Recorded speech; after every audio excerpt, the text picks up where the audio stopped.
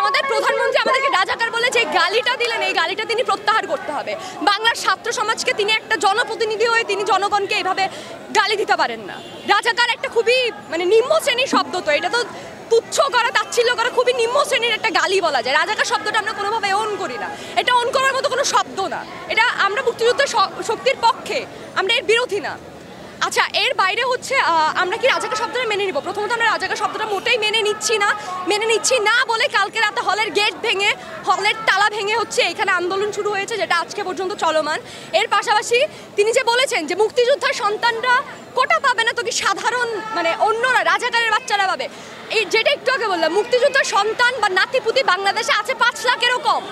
আপনি 5 লাখেরও কম জনগোষ্ঠীকে আপনি দিচ্ছেন 30% কোটা, আর যে 5 লাখের বাইরে যে 16 কোটি বাঙালি, অর্থাৎ 16 কোটি থেকে 5 লাখ যদি আপনি বাদ দেন, তারপরে তো 16 কোটি তো আর কমে না। যদি ধরি 15 কোটি আমরা সাধারণ শিক্ষার্থী, আমার বাবার জন্ম মুক্তিযুদ্ধেরও পরে, তাহলে আমি রাজাকারের সন্তান হই কিভাবে, বা আমি রাজাকারের আদর্শ ধারণ করি কিভাবে? এটা তো গণযুদ্ধ ছিল, মুক্তিযোদ্ধাদেরকে এভাবে আলাদা শ্রেণী বা ক্লাস করে দেওয়া কোনোভাবেই যৌক্তিক না। এর বাইরেও 5 লক্ষ মুক্তিযোদ্ধার বাইরে যদি 15 কোটি রাজাকার হয়, তিনি পুরো বাংলাদেশের জনগণকে রাজাকার বলে গালি দিচ্ছেন, কারণ আমাদের বাবা মাদেরকে তিনি রাজাকার বলে গালি দিচ্ছেন।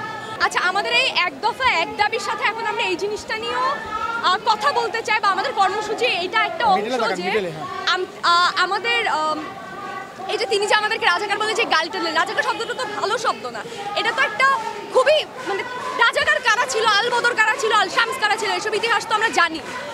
এই ধরনের একটা শব্দ আমাদেরকে বলে, এটা আমাদেরকে লিটারালি গালি দেয়। এই গালির পক্ষে আমরা কোনোভাবেই না। আমরা চাই তিনি এই শব্দটা প্রত্যাহার করুন, বাংলার ছাত্র সমাজকে, বাংলার সাধারণ জনগণকে তিনি যে গালিটা দিয়েছেন, শুধু আমাদেরকে না, যারা সরাসরি মুক্তিযোদ্ধা, আমি অনেকজনকে দেখেছি যারা আন্দোলনে এসেছেন, যারা আসলে মুক্তিযোদ্ধা নিজেই, মুক্তিযোদ্ধাদের সন্তান। আমার অনেক ক্লাসমেট আছে যারা মুক্তিযোদ্ধার সন্তান বা নাতিপুতি, তারাও আমাদের আন্দোলনে সমর্থন জানাচ্ছে। তিনি তাদেরও মুক্তিযোদ্ধা হওয়ার ওই গৌরবকে তিনি অস্বীকার করে তাদেরকেও রাজাকার বলে গালি দিচ্ছেন, যে জিনিসটা কোনোভাবেই যৌক্তিক না এবং বাংলার জনসমাজের জন্য অপমানজনক, এবং এটার জন্য তিনি খুবই ন্যাক্কারজনক কাজ করেছেন। আচ্ছা, এই উস্কে দেওয়ার মতো বক্তব্য দিয়ে আপনাদের আন্দোলনকে ভিন্ন পথে নেওয়ার একটা ষড়যন্ত্রমূলক। আচ্ছা, আমরা বারবার দেখি যে যখনই এই ধরনের একটা আন্দোলন হয়, নানা ধরনের ট্যাগ দেওয়া হয়। এই রাষ্ট্রবিরোধী, দেশবিরোধী ট্যাগ দিয়ে হচ্ছে আমাদের আন্দোলনকে দমিয়ে দেওয়া কোনোভাবেই যাবে না।